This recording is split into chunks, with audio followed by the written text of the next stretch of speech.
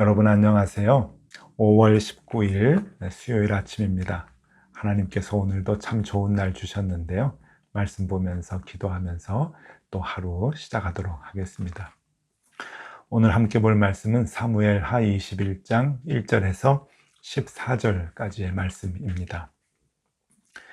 다윗의 시대에 해를 거듭하여 3년 기근이 있으므로 다윗이 여호와 앞에 간구하매 여호와께서 이르시되 이는 사울과 피를 흘린 그의 집으로 말미암음이니 그가 기브온 사람을 죽였음이니라 하시니라. 기브온 사람은 이스라엘 족속이 아니요 그들은 아모리 사람 중에서 남은 자라. 이스라엘 족속들이 전에 그들에게 맹세하였거늘 사울이 이스라엘과 유다 족속을 위하여 열심히 있으므로 그들을 죽이고자 하였더라. 이에 왕이 기브온 사람들을 불러 그들에게 물으니라. 다윗이 그들에게 묻되 내가 너희를 위하여 어떻게 하랴?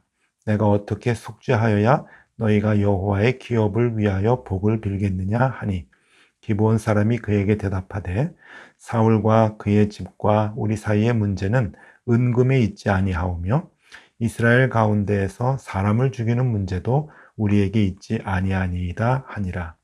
왕이 이르되 너희가 말하는 대로 시행하리라.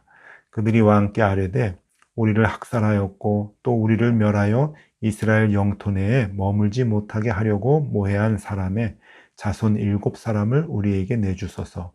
여호와께서 택하신 사울의 고을 기브아에서 우리가 그들을 여호와 앞에서 목매어 달겠나이다 하니 왕이 이르되 내가 내주리라 하니라.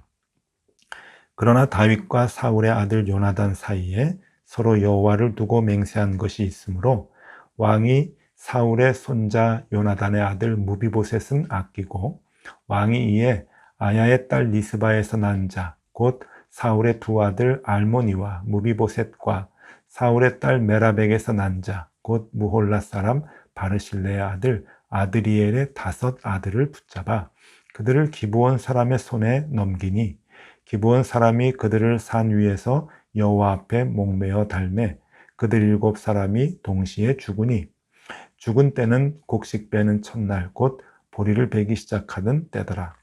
아야의 딸 리스바가 굵은 배를 가져다가 자기를 위하여 바위 위에 펴고 곡식 베기 시작할 때부터 하늘의 비가 시체에 쏟아지기까지 그 시체에 낮에는 공중의 새가 앉지 못하게 하고 밤에는 들짐승이 범하지 못하게 한지라. 이에 아야의 딸 사울의 첩 리스바가 행한 일이 다윗에게 알려지매 다윗이 가서 사울의 뼈와 그의 아들 요나단의 뼈를 길르앗 야베스 사람에게 가져가니 이는 전에 블레셋 사람들이 사울을 길보아에서 죽여 블레셋 사람이 벳산 거리에 매단 것을 그들이 가만히 가져온 것이라. 다윗이 그곳에서 사울의 뼈와 그의 아들 요나단의 뼈를 가지고 올라오매 사람들이 그 달려 죽은 자들의 뼈를 거두어다가 사울과 그의 아들 요나단의 뼈와 함께 베냐민 땅 셀라에서 그의 아버지 기스의 묘에 장사하되 모두 왕의 명령을 따라 행하니라. 그 후에야 하나님이 그 땅을 위한 기도를 들으시니라. 아멘. 네, 여러분 사무엘하 21장의 내용은 조금 난해합니다. 그리고 오늘 우리들이 이 시대의 기준으로 생각을 했을 때는 굉장히 이해하기 어려운 그러한 그 부분이죠. 그러니까 3년 동안의 기근, 그 국가의 위기의 순간에 이 문제를 푸는 것을 사울 왕의 자손들을 죽이는 것으로 그렇게 이제 풀어나가게 됩니다. 사울 왕의 죄가 있었는데 연좌죄로 그 자손들, 핏줄들을 다 이제 이렇게 죽이게 되는 그런 그 상황들이 벌어지게 되는데 이게 어떤 연구에서 그렇게 되는 일인지 또 이 일을 통해서 우리에게 주는 교훈은 무엇인가 라고 하는 것을 우리가 살펴보도록 하겠습니다. 사무엘하 21장부터 24장의 내용은 다윗 왕의 통치 기간 동안에 이 연대기 순으로 사건이 벌어진 것을 서술해 주고 있지는 않습니다. 그러니까 무슨 말인가 하면 이 21장부터는 다윗 왕이 40년 동안 통치하는 기간 동안 아주 중요한 일을 연대와 무관하게, 순서와 무관하게 하나하나씩 그 에피소드를 우리에게 소개해 주고 있는데요.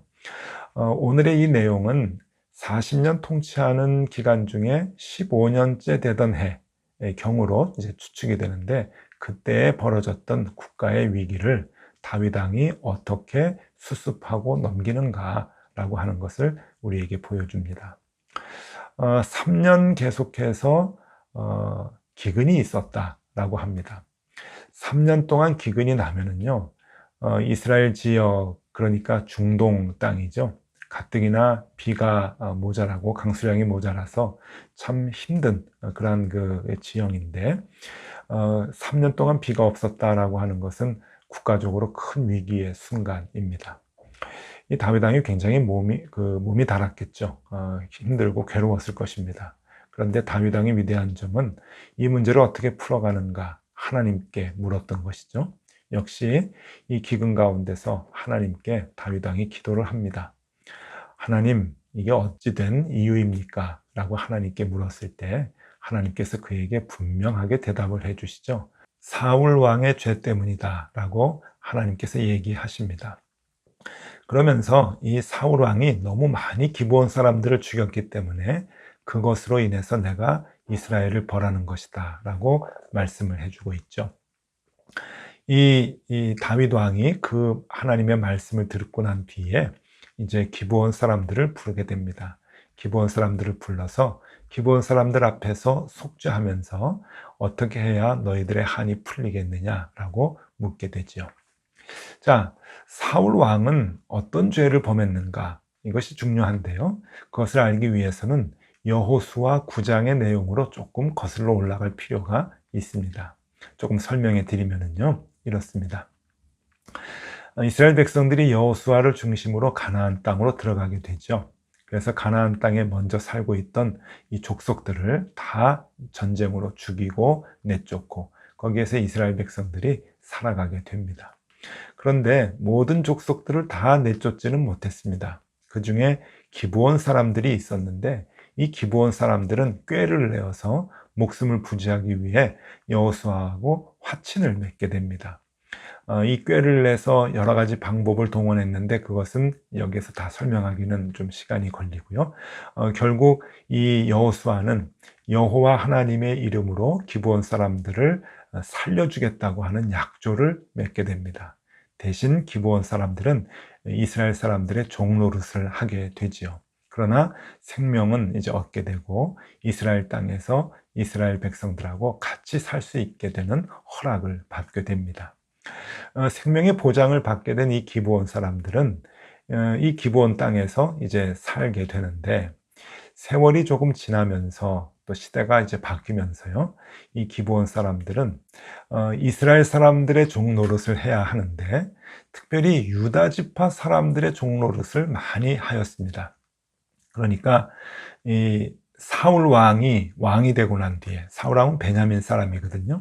베냐민 지파 사람인 사울 왕이 보기에 이 기브온 사람들이 유다 지파 사람들만 많이 도우니까 여기에 불만을 갖게 되고 결국 기브온 사람들을 다 죽이기로 작정을 하고 칼로 기브온 사람들을 모두 죽이게 된 것이죠. 이것을 하나님은 못마땅하게 생각을 한 것입니다. 그래서 이 기근이 난 이유가 바로 이 사울 왕의 죄 때문이다. 사울 왕이 그 옛날 여호수아가 여호와 하나님의 이름을 걸고 기브온 사람들을 살려주기로 약속을 맺은 그 약속을 사울 왕이 다 깨고 있다. 그것을 다윗 왕에게 지금 상기시켜 주면서 그래서 이스라엘 사람들이 지금 벌을 받는 것이다 라고 하나님이 말씀하고 계시는 거죠. 지금 다윗 왕은 그 하나님의 말씀을 듣고 기브온 사람들을 부릅니다. 그리고서는 그 앞에 무릎을 꿇고 이제 속죄하게 되죠. 어떻게 하여야 너희의 한이 풀리겠느냐, 다 들어주겠다. 그때 이 기브온 사람들이 다윗 왕에게 이렇게 요구합니다. 사울 왕의 자손들 중에 남아있는 사람 7명을 우리에게 달라. 그러면 우리가 그들의 목을 베고 그들을 매달 것이다. 그러면 우리가 좀 풀릴 것이다 라고 기브온 사람들이 다윗 왕에게 얘기합니다. 다윗 왕이 이제 그 말을 듣고 사울 왕의 남은 자손들을 다 그 사람들의 손에 내어주게 되죠. 그런데 요나단의 아들 무비보셋과는 이제 약속한 것이 있기 때문에 무비보셋은 보호해주고 이 사울의 아들, 그러니까 사울의 후궁 리스바라고 하는 여인으로부터 낳은 사울의 아들 두 사람과 그리고 사울의 딸, 여기 보니까 메랍이라고 하는데 이 사울의 딸의 난 외손주 아들 이제 5명을 이 기브온 사람들에게 내주게 돼서 기브온 사람들이 그 사람의 목을 베고 7명을 매달게 되지요. 네, 어떻게 보면 참 이해하기가 쉽지 않습니다. 이 연좌죄이죠. 그러니까 사울 왕의 죄 때문에 자손들, 손주들까지 그 목숨을 잃어야 되는 연좌죄, 오늘날에는 뭐 있을 수도 없는 그런 일인데 지금 이러한 일이 다윗 왕 시대에 이제 벌어지고 있습니다. 어쨌든 조금 이해하기는 힘들지만 여기에도 이제 교훈이 있다고 여겨지는데요. 자, 지금 7명을 매달고 난 뒤에 리스바라고 하는 이 여인, 그러니까 사울 왕의 후궁이었던 첩이었던 이 여인이 아들 둘이 그리고 또 조카 이제 5이 그렇게 죽임을 당하게 되니까 얼마나 마음이 괴로웠겠습니까? 낮에는 새들이 와서 이제 먹으려고 하고 밤에는 들짐승이 와서 먹으려고 하는데 그것을 그들이 매달려 있는 그 시체 옆에서 그 아들들과 조카들을 이제 지키게 됩니다. 그 내용이 이제 10절에 나오는데요. 아야의 딸 리스바가 굵은 배를 가져다가 자기를 위하여 바위 위에 펴고 곡식 빼기 시작할 때부터 하늘에서 비가 시체에 쏟아지기까지 그 시체에 낮에는 공중의 새가 앉지 못하게 하고 밤에는 들짐승이 범하지 못하게 한지라. 네, 어미의 괴로움, 쓰라림, 그 아픔이 그대로 표현이 되죠. 이 얘기를 이제 다윗 왕이 듣게 됩니다. 그러고서는 다윗 왕이 잊었던 것을 다시금 행하게 되죠. 그것은 베냐민 지파 사람들이 지금 많이 또 마음 아파하고 있는데 이 베냐민 지파 사람들, 사울 왕의 가문이죠. 이 베냐민 지파 사람들의 마음을 달래기 위해서 사울 왕과 그리고 요나단의 그 뼈를 수습을 해서 장례를 정성스럽게 치러주는 것이고 그 장례를 치를 때 이 죽은 7명을 함께 이제 합장을 해서 장례를 치러주게 되었다라고 하는 것이고 그렇게 해서 베냐민 사람들의 그 마음을 조금이라도 달래주면서 한 나라를 위기에서 조금씩 구해내는 그러한 다윗의 모습을 보여줍니다. 그러니까 다윗은 이 상황을 수습을 하면서 이제 3년의 기근을 끝내게 되고 또 기브온 사람들의 억울함도 달래주게 되고 그리고 이 베냐민 지파들의 그 불만도 조금 해소하게 해주는 그러면서 나라를 다시 견고하게 세우는 그러한 일을 우리에게 보여주고 있습니다. 네, 오늘 이 말씀 가운데서 다윗은 우리에게 무엇을 보여주나요? 그것은 한 가지입니다. 위기의 순간, 정말 힘들고 어려웠던 고난이죠. 그럴 때 다윗은 하나님과의 언약을 찾게 됩니다. 하나님의 말씀을 다시금 생각하게 된다고 하는 것이죠. 그리고 잊어버렸던 하나님과의 그 말씀, 언약, 거기에 다시 마음을 두게 되고 그 언약을 지키기를 애를 썼다고 하는 겁니다. 그러고 보니 이 위기는 다윗에게 있어서 또 한 번의 기회가 되었습니다. 그리고 이 위기는 위기로 끝나는 것이 아니라 나라를 견고하게 세우게 되는 좋은 기회로 남게 되었다고 하는 것이죠. 하나님과의 약속을 생각하게 되고 다시금 하나님께로 돌아올 수 있었기 때문입니다. 사람들에게 고난이 있을 수 있고 위기의 순간이 있을 수 있지만 다윗은 그때에 하나님의 말씀으로 다시 돌아오는 기회로 삼게 되었다라고 하는 것, 우리에게 큰 교훈이 되는 것이죠. 여러분, 우리 모두에게도 위기가 있을 수 있고 고통이 있을 수 있습니다. 그러나 그것이 위기와 고통으로 끝나는 것이 아니죠. 우리가 그것을 어떻게 생각하느냐에 따라서 그것은 우리에게 큰 도움이 될 수도 있고 또 유익이 될 수도 있기 때문에 그렇습니다. 제가 좋아하는 시인 중에 홍윤숙이라고 하는 선생님이 계십니다. 작고하셨는데요, 2015년에. 작고하시기 전에 2012년에 이제 마지막 시집을 내셨는데 이 마지막 시집이 17번째 내신 시집입니다. 이 홍윤숙 선생님은 여류작가협회 회장도 역임하시고 한국시인협회 회장도 역임하신 분이셨는데 90을 앞두고 87의 나이에 17번째 시집을 내셨어요. 많은 기자들이 이제 그 시집을 낸 것을 축하해 주면서 한마디 소감을 좀 말씀해 보시라고 했을 때, 이 홍윤숙 선생님이 아주 오래도록 마음에 남는 그러한 그 한마디를 하셨습니다. 뭐라 그러셨냐면은, 고통 내 덕에 여태 살았다. 그런 말씀을 하셔요. 고통 내 덕에 여태 살았다. 인생 90 가까이 살면서 많은 고통이 있었고 아픔이 있었고 쓰린 경험들이 있지만은, 그것들 때문에 오히려 힘을 얻고 살 수 있었던 원동력이 되었다라고 하는 그러한 뜻이겠죠. 여러분, 세상 사람들도 그러한 마음을 가질진데 우리 신앙인들은 더하죠. 우리 신앙인들은 고난과 고통에 다 의미가 있다고 하나님께서 말씀해 주시지 않습니까?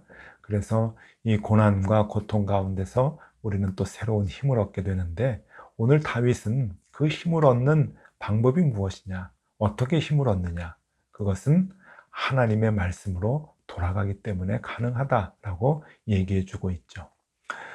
이 고난이 유익한 것은 바로 우리가 하나님의 말씀으로 돌아가고 그 말씀을 깨달을 수 있기 때문이라고 다윗은 얘기해 주고 있습니다.